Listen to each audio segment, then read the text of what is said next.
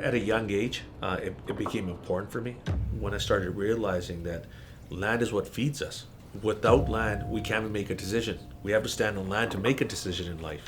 I think a house is more of a tangible item, whereas I feel like home is where you build your foundation of your family. We were in the multifamily business for almost 37 years. We wanted to build a full community in City of Surrey. Suki came to us with a particular site, 15-acre golf course site that nobody was using at the time. So we want to find as many flexible ways to use space as possible, imaginative, because, look at the amount of development that's going on in Metro Vancouver right now. That's an awful lot of competition. Our bread and butter is construction. What makes us different than other developers? We have our own in-house teams that does excavation, concrete formwork, and the structural part of the building. Design for me is about functionality. There should be a distinct flow that makes sense, and there should be a component of comfort as well.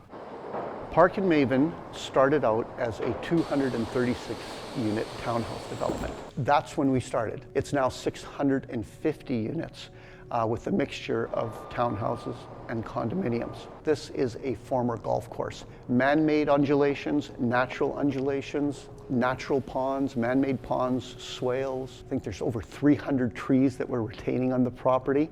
So just from that standpoint, it's unique. We're trying to build communities in Surrey, where we were born, where my children were born. We've been farming in Surrey since 1989. By creating homes and communities, I think my children will stay in Surrey.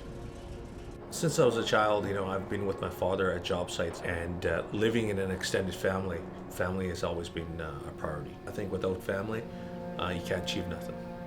Family is the foundation of life and why we're here and why we do what we do.